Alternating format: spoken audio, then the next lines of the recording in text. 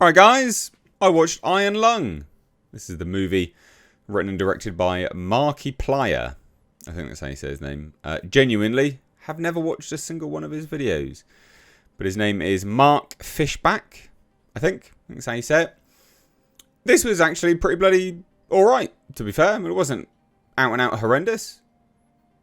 You know, it was made for a budget of $3 million. We'll be crossing like $40 million soon. This is pretty good. If I'm comparing it to other movies which are of a similar style, it held up pretty well, I thought. It wasn't absolutely horrendous. I thought it was pretty good for a directorial debut. Actually quite enjoyed specifically the interesting camera angles and the framing. I thought it was really unique. Really unique. So there's been a few films where it's one person, one man, one woman, whatever, and it's just them the whole film. There's been a few of them. They're not my favourite genre of movie. But I do think that they have their place. And like one that comes to mind, I think, is Locke. Right, Locke.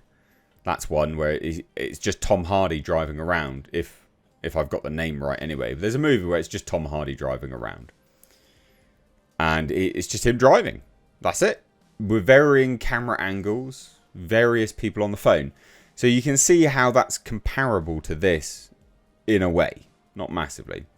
If you've seen it anyway. Basically, this is Markiplier in a submarine, a submersible of some description, on a desolate moon, which has an ocean of blood. And he's trying to find stuff. That's basically it. Effectively. He's a convict, right?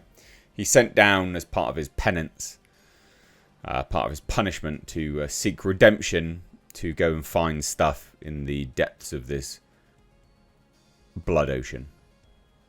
What does he find? Maybe a Cthulhu-esque god. Which, nudge, nudge, wink, wink, you can sort of see a little bit of here, I guess. But is he actually just hallucinating? Who knows? Because it may just be carbon dioxide. Who knows? Who knows? But all in all, I actually thought it was pretty decent, you know. It took me a little while. Some of the acting's a bit wonky here and there. You know, there's... within the first 20 minutes, there's some peculiar overacting, I guess, from Markiplier. And it seemingly a bit too erratic for a character that, you know, you don't really know. But in certain ways, I actually quite enjoyed the fact that you just didn't know that much. And they just went, go with it, enjoy it. Here's a snapshot into this man's day or life. Because it goes over several days. We're not going to set up that much. You'll hear about it as we go through the movie. Enjoy it. I quite enjoyed some of that, actually. But yeah, the first 20 minutes, there was some peculiar acting. But the visual effects are pretty decent. I don't know. I mean, for $3 million, it's kind of one of those things. What do you expect for $3 million? I certainly don't expect it to look like, you know, a Star Wars movie. Or The Creator. You know, I'm not expecting absolutely incredible visual effects. I'm not.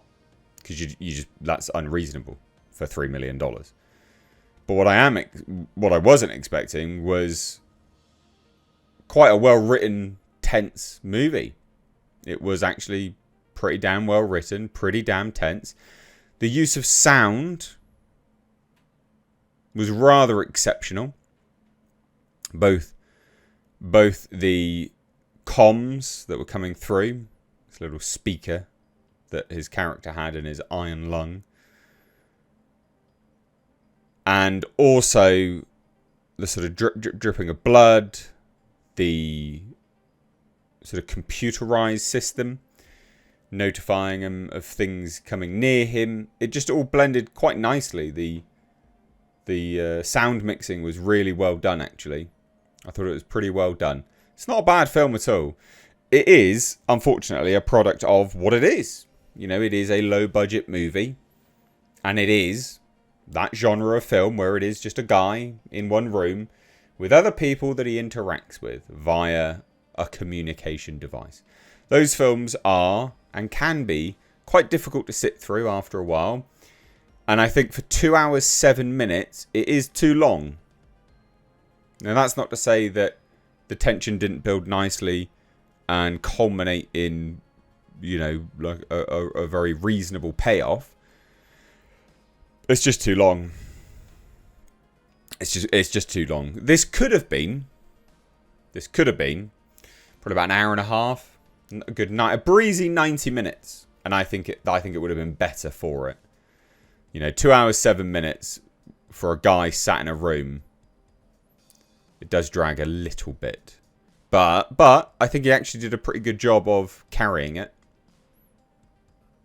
All being said, I think he actually did a reasonably good job of carrying it. But it was just overlong. Just a little bit. Just a little bit. We're in the age now where movies are about to be killed by AI. Supposedly, that's what people say. But I don't know if I completely see it. But we're in the age where people can just, as a YouTuber, go make a film. And because they have a big enough audience, that audience can pester theatres to air, showing the film, airing the film, and then it can make money. I mean, for $3 million, crossing over like $40-odd million or whatever it's supposed to do, that's crazy. That's crazy good. And I think, you need more people like this, more creators stepping up to the fray, rather than people trying to work within the Hollywood system.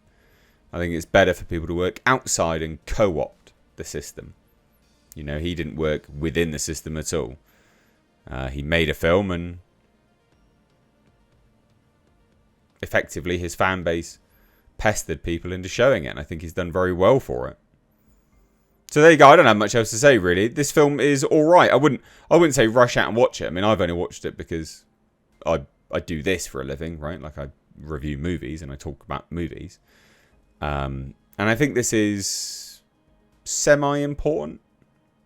I think this is, as far as I can tell, I think this is one of the first feature films from a YouTuber.